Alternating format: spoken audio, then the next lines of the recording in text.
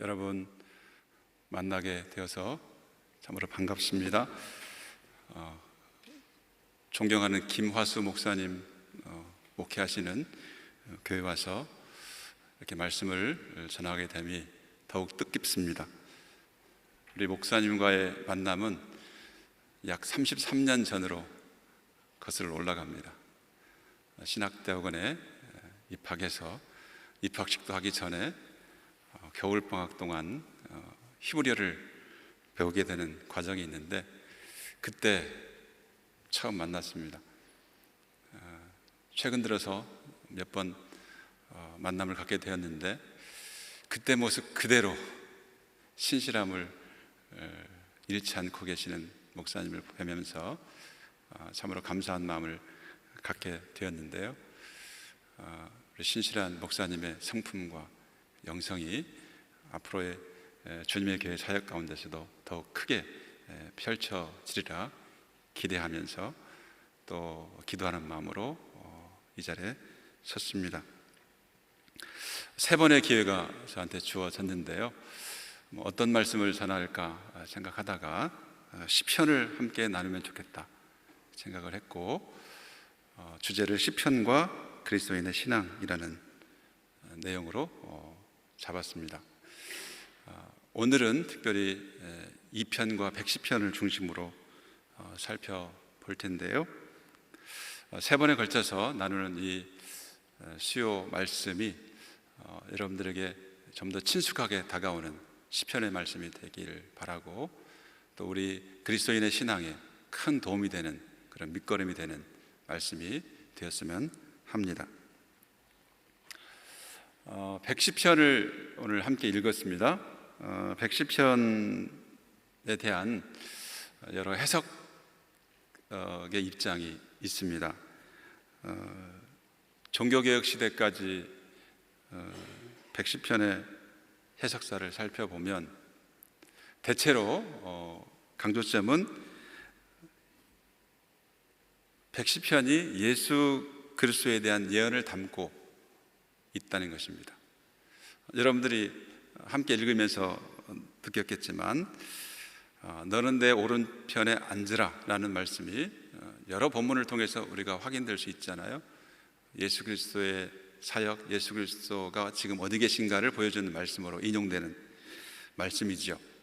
그래서 예수 그리스도에 대한 예언을 담고 있는 말씀이다라는 것이 매우 강력한 해석사에 나타나는 해석의 입장이기도 했고 지금도 여전히 유효하다고 생각합니다.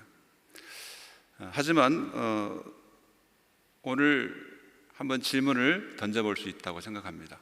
과연 시편 110편은 그리스도에 대한 약속이고 성취된 예언으로만 읽혀져야 하겠는가? 라는 것이죠. 만약에 110편이 예수 그리스도에 대한 예언으로만 읽힌다면 오늘 우리에게 주어지는 의미는 별로 크게 다가오지 않을 수도 있겠지요. 이것은 예수 그리스도를 향한 말씀이기 때문에 나와는 별로 상관없는 말씀이 아닌가 이렇게 생각할 수 있는 해석의 입장이 되겠습니다. 그래서 저는 오늘날 독자들에게도 여전히 의미 있는 시편을 읽을 수 있겠는가라는 질문을 던지면서 110편을 살펴보고자 합니다. 시편을 연구할 때 시편에 대한 다양한 이해의 입장이 있지만 이 시편이 어떤 종류의 시편인지를 아는 것이 매우 중요합니다. 150편의 시편 가운데 시편이 균일하지 않는 거죠. 뭔가 내용적으로나 또는 형식적으로 다양한 장르를 가지고 있습니다. 여러 장르의 분석이 있지만 110편은 학자들이 제왕시라고 분류하는 시편입니다. 제왕시라는 것은 이스라엘 왕에 관한 시편이라는 의미입니다. 영어로 말하면 로열 쌈인데요. 그러니까 제왕시라고 불리는 시편들은 과거 이스라엘 왕이 관련된 왕에 관한 다양한 내용을 담고 있는 시편이다라고 우선 이해하는 것이 매우 중요합니다. 그러한 제왕시로 분류되는 시편들이 여럿 있습니다. 오늘 주된 내용으로 등장하는 2편과 110편 외에도 18편, 20편, 21편, 45편, 72편 다양한 시편들이 제왕시로 분류된다는 것입니다. 그러니까 여러분들이 앞으로 이런 시편들을 읽을 때 이것은 이스라엘 왕에 관한 시편이구나 라는 것을 인지하고 읽으면 훨씬 더 그 시편이 의미 있게 다가오게 될 것입니다. 그런데요, 제왕시라고 분류하지만 그 이스라엘 왕에 관한 시편을 말할 때 배경이 있다는 것을 알 수 있습니다.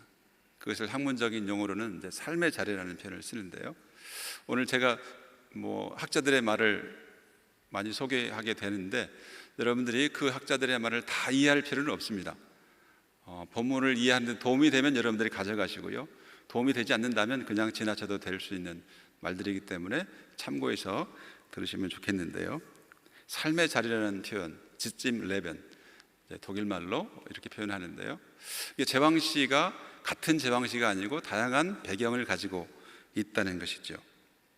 그 가운데 이스라엘 왕에 의해서 개최된 많은 종류의 축제들을 생각할 수가 있습니다.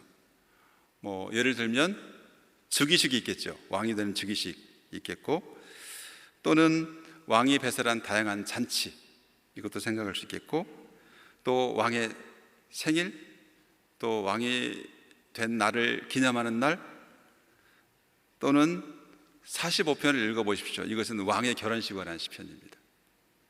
그리고 시온으로 법궤를 이동할 때, 또 성전을 봉헌할 때, 또 이스라엘 왕이 다양한 일들을 경험할 때인데요, 예를 들면 전쟁에 나간다든지 승리하고 돌아온 날을 축하한다든지, 왕이 병이 들었을 때 속죄의식을 거행한다든지, 아니면 병이 나은 것을 감사하는 의식을 행한다든지, 아니면 왕이 죽었을 때라든지, 이런 다양한 상황들을 우리가 생각할 수 있습니다.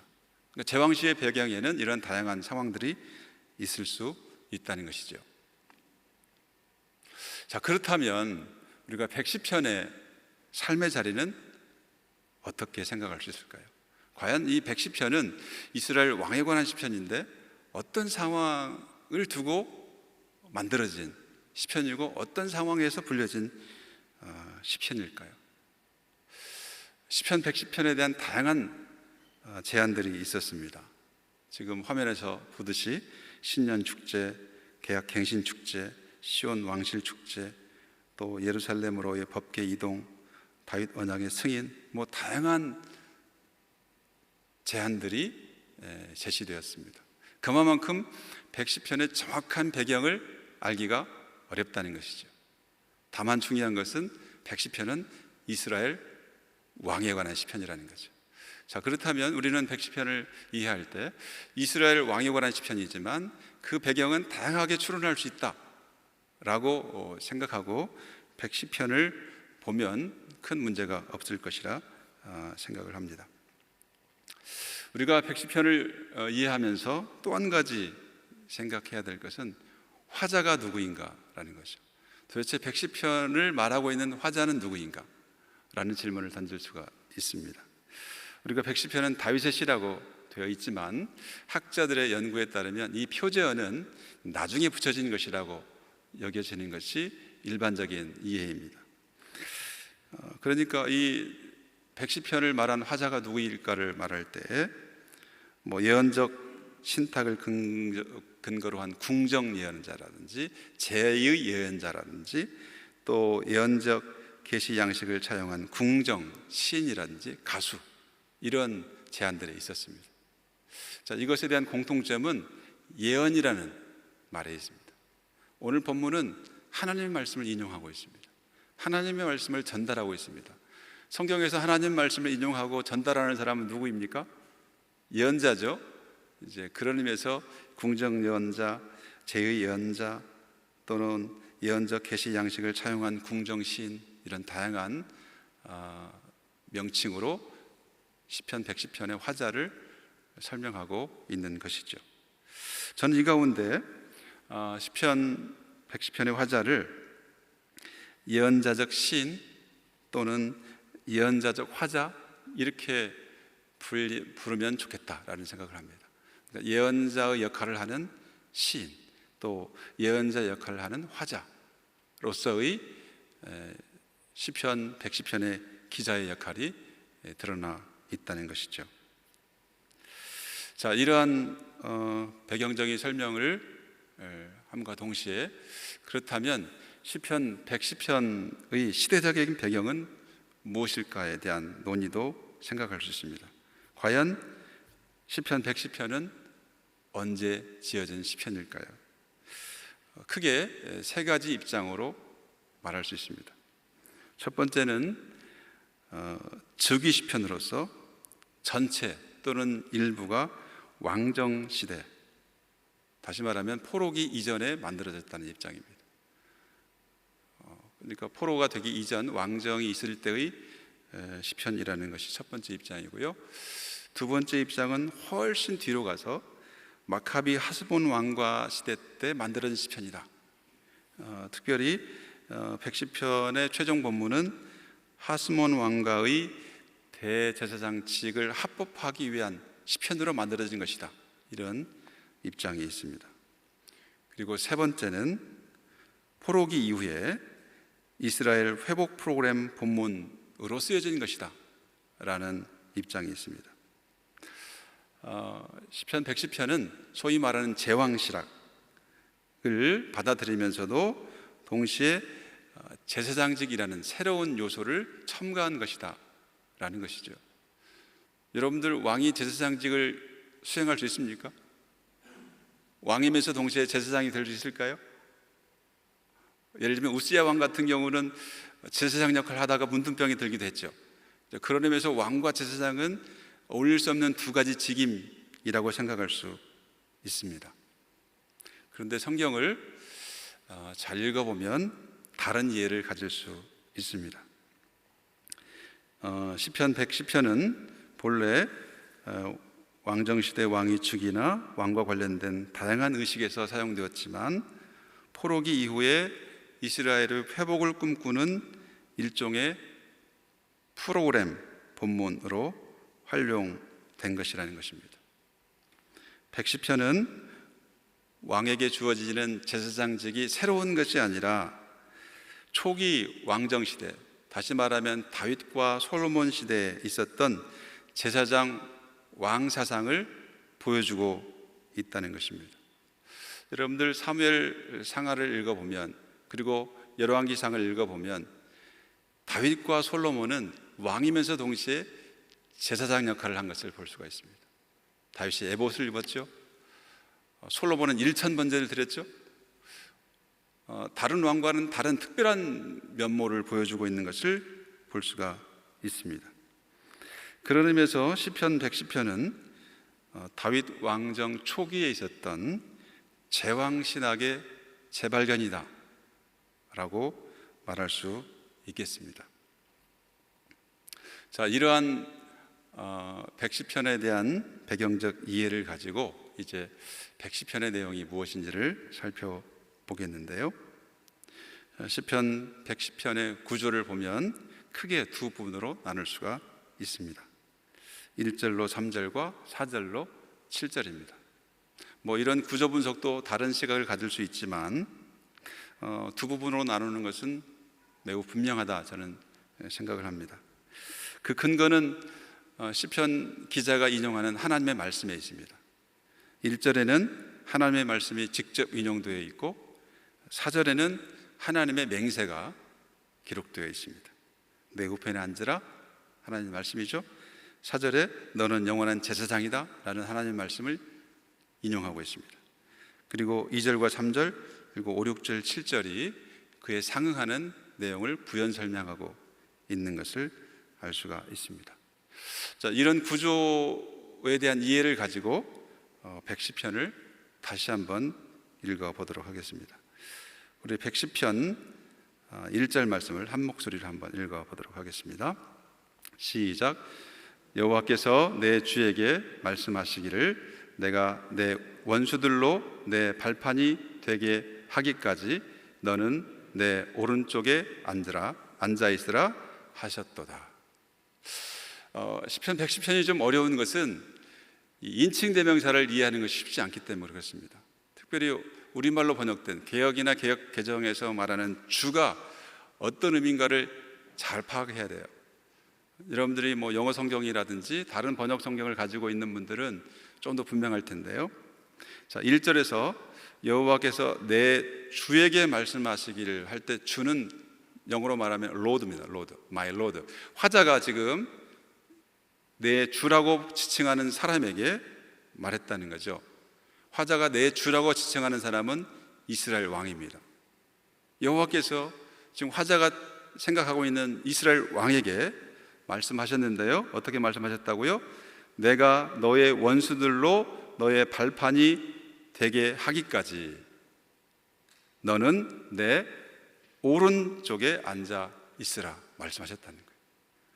그러니까 여호와께서 이스라엘 왕에게 내 우편에 앉아 있으라 말씀하셨다는 거예요. 언제까지? 너의 원수들로 말미암아 너의 발판이 되게 하기까지. 이런 말씀이에요. 그러니까 이스라엘 왕에 관한 약속의 말씀인 거죠.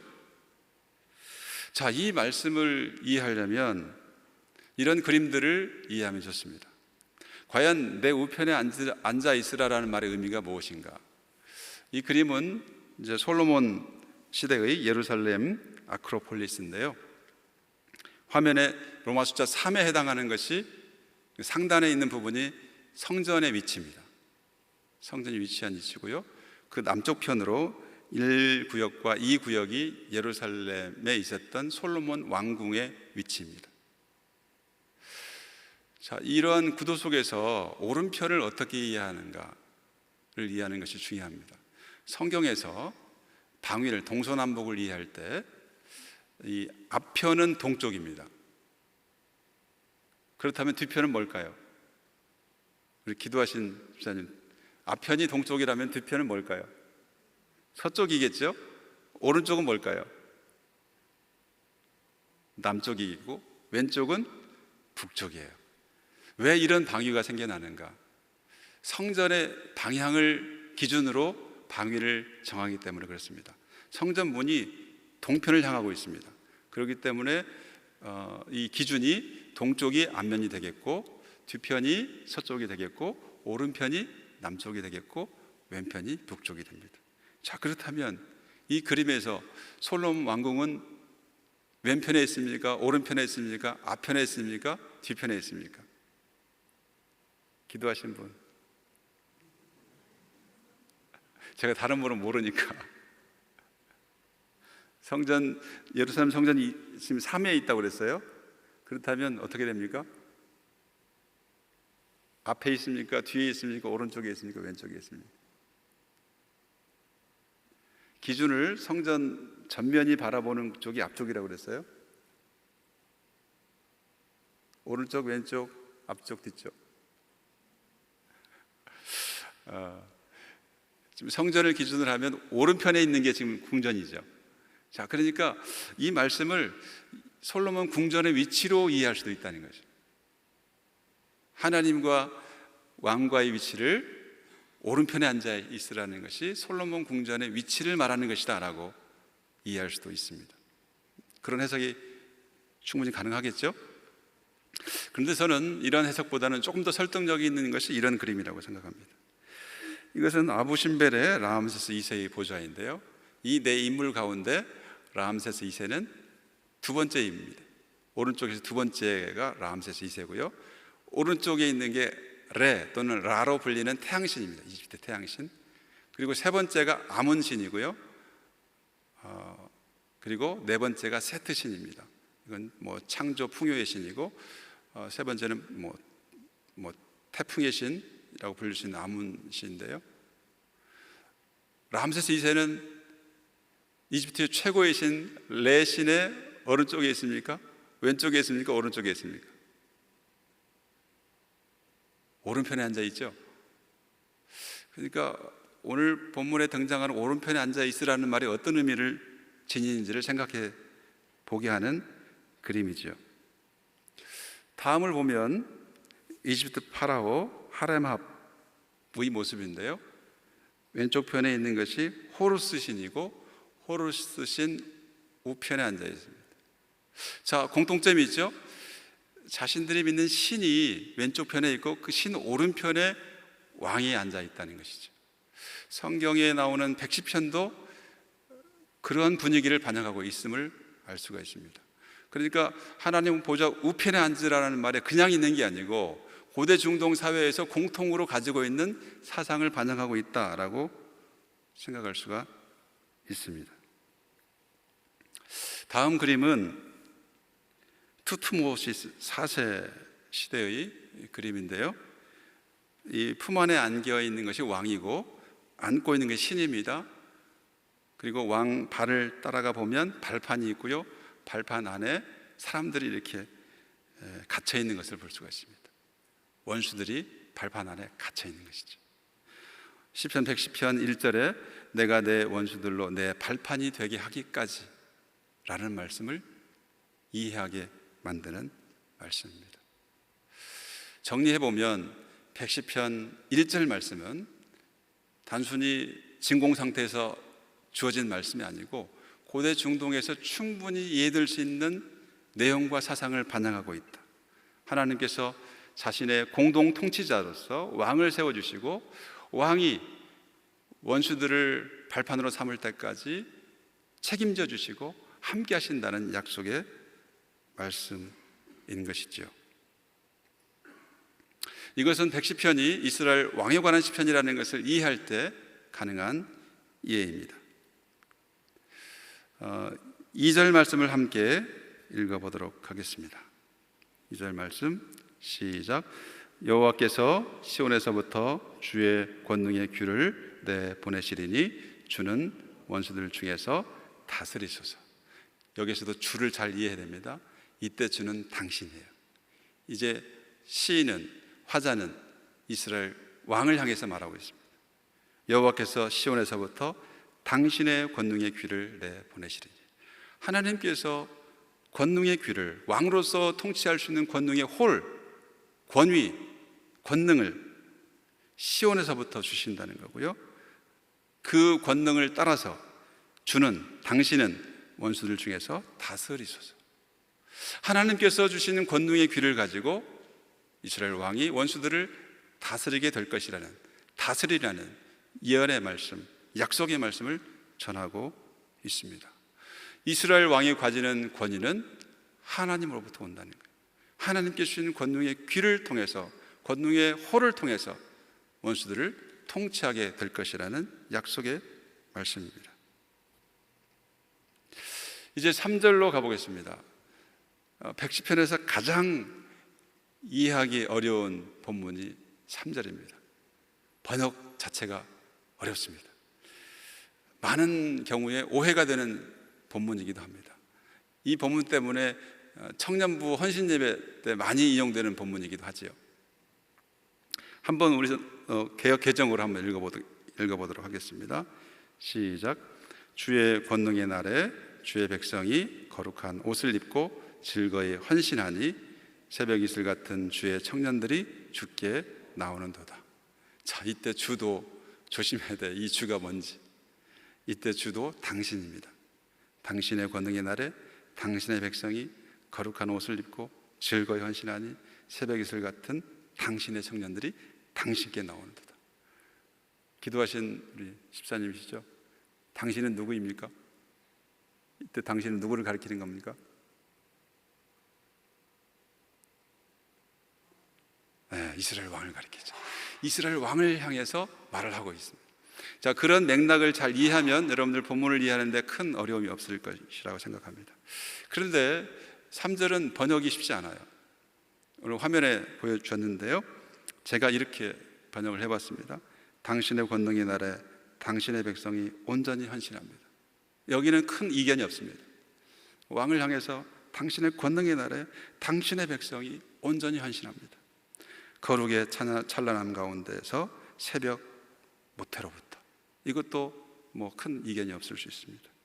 그런데 마지막이 어려워요. 당신의 젊음에 이슬이 당신께 있습니다. 이거 너무도 다르죠. 당신의 젊음이라고 이해할지 당신의 청년들이라고 이해할지 여기서 갈리는 거예요.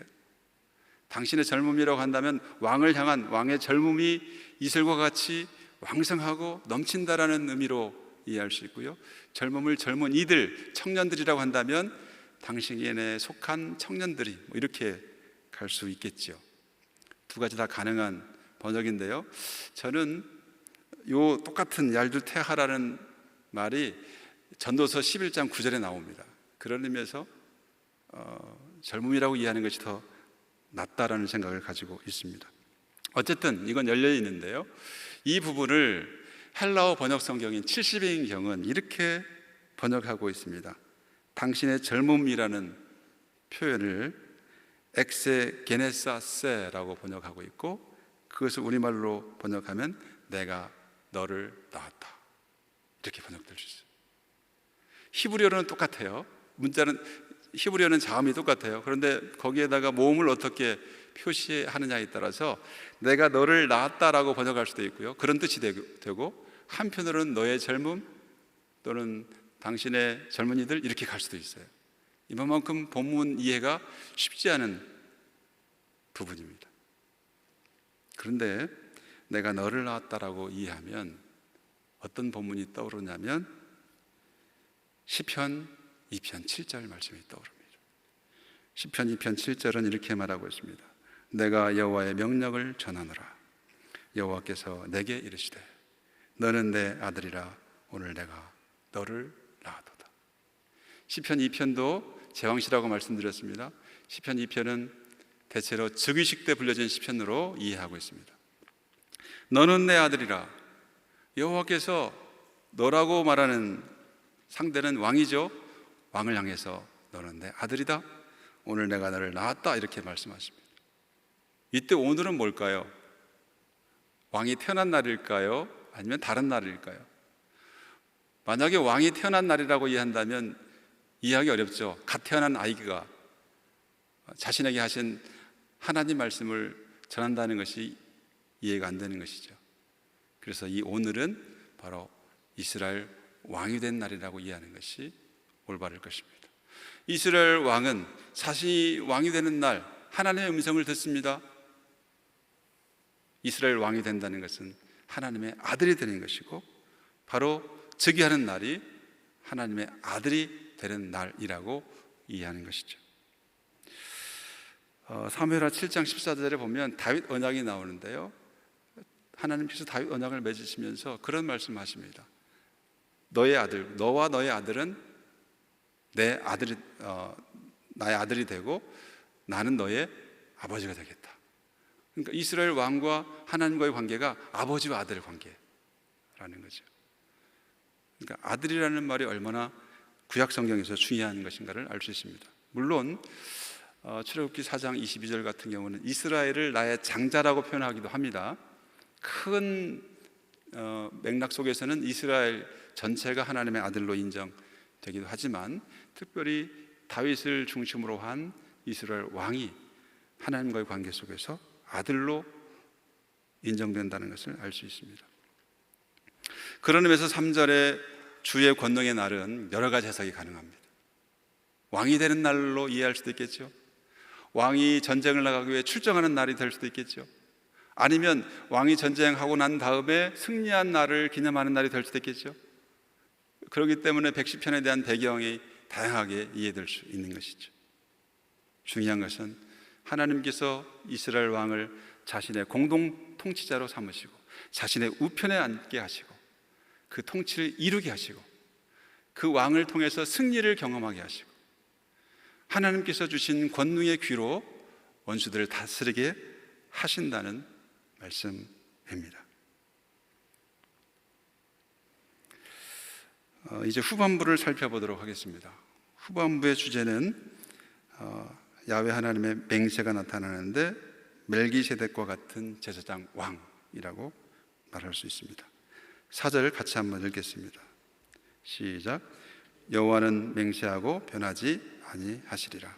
이르시기를 너는 멜기세덱의 서열을 따라 영원한 제사장이라 하셨다. 이것은 놀라운 선언이에요. 왕이면서 동시에 영원한 제사장이라고 인정해 주시는 말씀이기 때문에 그렇습니다. 실제로 이스라엘 역사 가운데 아까 다윗과 솔로몬 얘기를 했지만 그 외에는 왕은 제사장이 될 수가 없죠. 다윗 왕조는 유다 지파에서 나온 거고 제사장은 레위 지파의 후손이 직임하는 직임이기 때문에 같을 수가 없죠.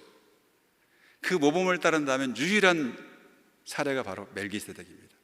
창세기 14장에 보면 동방 원정을 갔다가 돌아오는 길에 아브라함이 살렘 왕 멜기세덱을 만납니다. 그는 왕이지만 영원한 제사장, 지극히 높으신 자의 영원한 제사장 직분을 감당하고 있었어요. 멜기세덱은 왕이면서 동시에 제사장이었죠. 그 예루살렘을 차지한 사람이 다윗이었고 그 예루살렘을 차지할 때 다윗은 그런 여부수족이 가지고 있었던 멜기세덱의 전통을 가지고 있었던 그런 전통을 이어받고 있음을 알 수가 있습니다. 그러니까 다른 법으로는 되지 않지만 멜기세덱의 모범을 따른다면, 과거에는 반차란 말을 썼죠. 서열을 따른다면, 법례를 따른다면 이스라엘 왕은 제사장이 될 수가 있습니다. 그러한 내용을 하나님의 맹세를 통해서 확증해 주고 있습니다.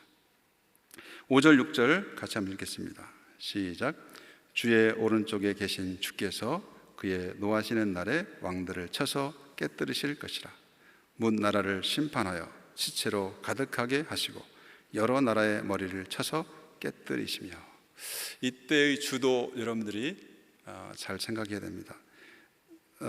앞에 주는 당신이에요. 당신의 오른쪽에 계신 주께서는 주님이에요. 로드예요. 당신의 오른쪽에 계신 주님께서 그의 노하시는 날에 왕들을 쳐서 깨뜨릴 것이라. 문 나라를 심판하여 시체로 가득하게 하시고 여러 나라의 머리를 쳐서 깨뜨리시며. 하나님께서 왕의 오른편에 서서 문 나라의 원수들 왕들을 쳐서 깨뜨리시고 승리를 얻게 하신다는 약속의 말씀입니다. 7절입니다. 같이 읽습니다. 시작. 길가의 시냇물을 마심으로 그의 머리를 드시리로다. 이것은 왕이 승리를 어떻게 경험하는가? 물을 마시는 행동을 통해서, 머리를 드는 행동을 통해서 승리를 경험하게 할 것이라는 약속의 말씀입니다. 이 그림들은 왕의 우편에서 도우시는 신의 모습을 보여주고 있는데요, 오늘 5절과 6절의 모습이 이스라엘뿐만 아니라 고대 중동에서 역시 확인되는 내용이라는 것을 보여주고 있습니다.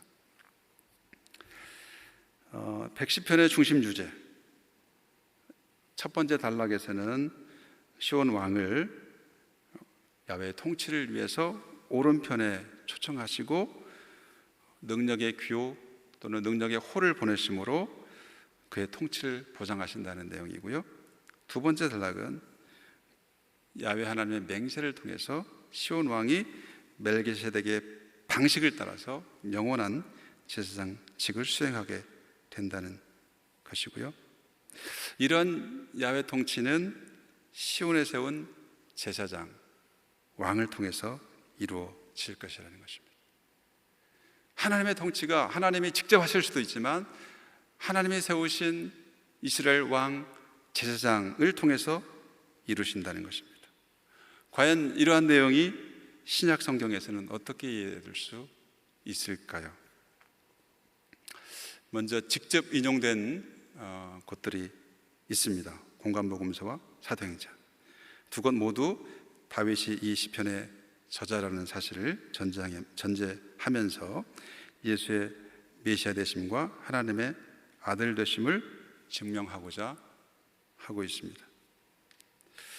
두 번째는 하나님의 우편에 앉아 계시는 예수 그리스도의 모티브를 말할 수 있습니다.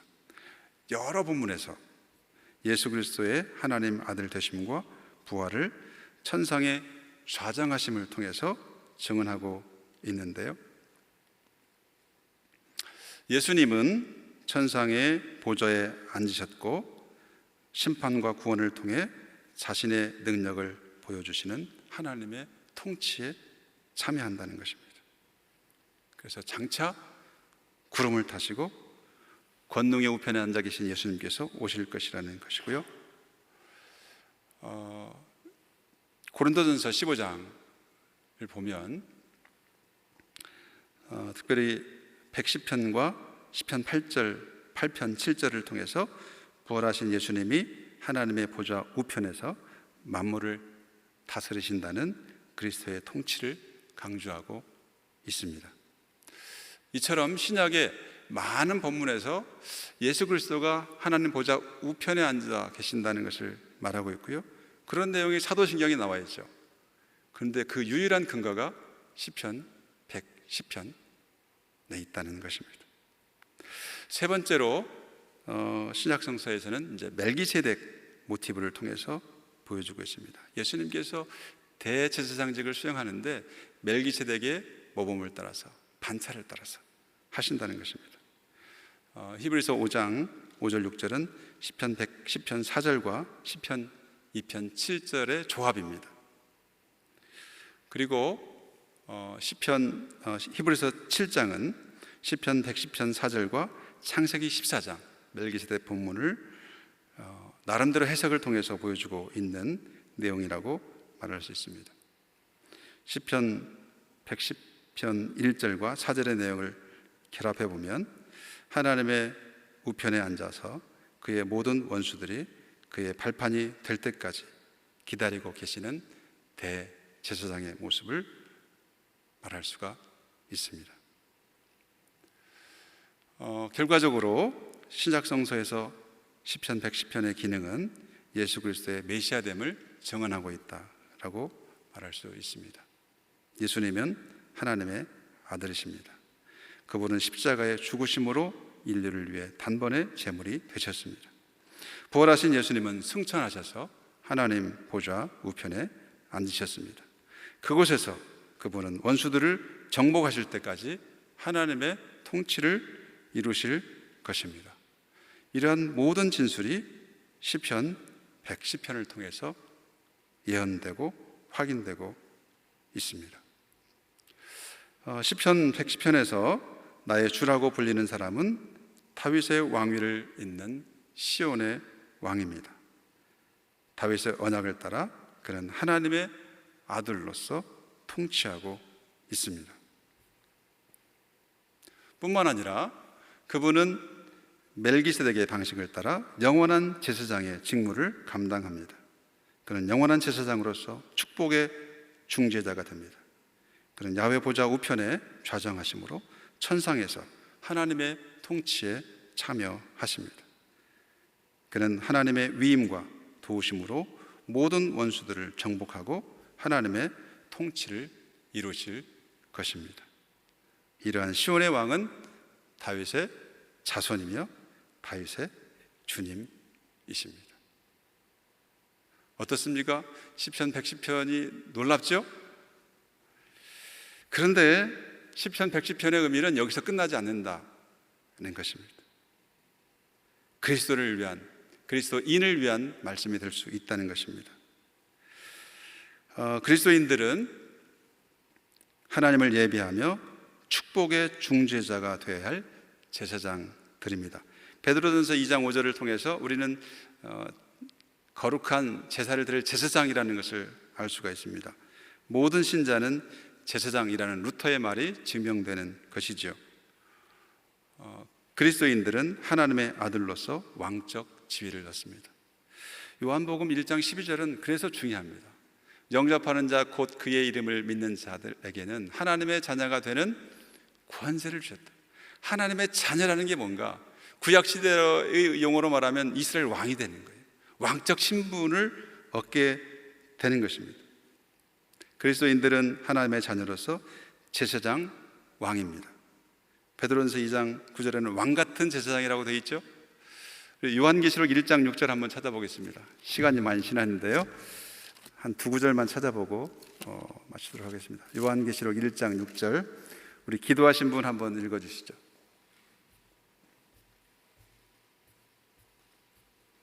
요한계시록 1장 6절.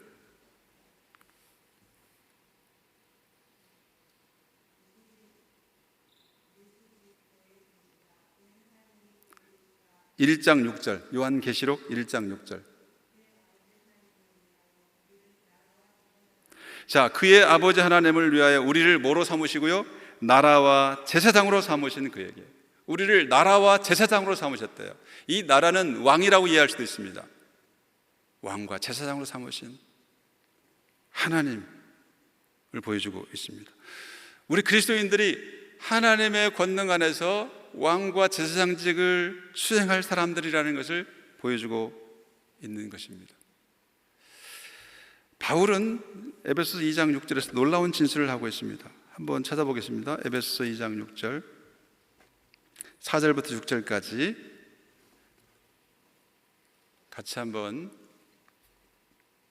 읽겠습니다. 시작. 긍휼이 풍성하신 하나님이 우리를 사랑하신 그 큰 사랑을 인하여 허물로 죽은 우리를 그리스도와 함께 살리셨고 너희는 은혜로 구원을 받은 것이라. 또 함께 일으키사 그리스도 예수 안에서 함께 하늘에 앉히시니. 사랑하는 성도 여러분, 여러분들은 지금 어디에 앉아 계십니까? 주님의 교회 예배당에 각자 있는 가정의 처소에서? 그건 일부 맞기도 하죠. 그러나 여러분들의 위치는 하나님께서 허물로 죽은 우리를 그리스도와 함께 살리셨고 함께 일으키셔서 그리스도 예수 안에서 함께 하늘에 앉히시니. 지금 여러분의 보좌는, 여러분의 자리는 하늘에 있어요. 예수 그리스도가 하나님 보좌 우편에 앉아 계시듯이 우리도 함께 앉아 있다는 사실, 사도 바울은 우리에게 깨닫게 하고 있습니다. 이러한 사도 바울의 진술은 믿음을 통해 하나님의 자녀가 되고 언약의 백성이 된 그리스도인들이 그리스도와 함께 일으켜지고 하늘에 올려져서 그리스도의 왕적 통치에 참여한다는 사실을 보여주고 있습니다. 사랑하는 성도 여러분, 110편은 세 가지 차원에서 이해할 수 있습니다. 첫 번째는 야훼의 통치를 이루는 고대 이스라엘의 시온 왕에 관한 시편이라는 것입니다. 두 번째 차원은 보좌 우편에서 제사장 왕의 직무를 수행하는 예수 그리스도에 대한 예언이라는 것입니다. 그러나 여기서 그치지 않고 시편 110편은 그리스도와 함께 하나님의 통치에 참여하는 그리스도인에 대한 약속이라는 것입니다. 시편은 그리스도에 관한 노래가 되고 예수 그리스도를 위한 노래가 되고 예수 그리스도의 노래가 됩니다. 마찬가지로 시편은 그리스도인에 관한 노래가 되고 그리스도인을 위한 노래가 되며 그리스도인의 노래가 됩니다. 여전히 나를 향한 하나님의 말씀이 마음이 담겨져 있는 시편, 특별히 110편 잘 이해하시고 여러분의 말씀으로 받아들일 수 있다면 여전히 살아있는 시편의 말씀이 될 수 있다 확신합니다. 기도하겠습니다. 주님 감사합니다. 시편의 말씀이 고대 이스라엘에만 적용되는 것이 아니고 예수 그리스도를 향한 예언의 말씀만 되는 것이 아니고 오늘 우리에게 그리스도를 통해서 하나님의 자녀가 된 우리에게 주시는 약속의 말씀임을 깨닫습니다. 귀한 말씀 잘 이해하게 하시고 나의 말씀이 되게 하시고 말씀과 함께 승리하는 저의 삶이 되게 하여 주옵소서. 감사드리며 예수님의 이름으로 기원합니다.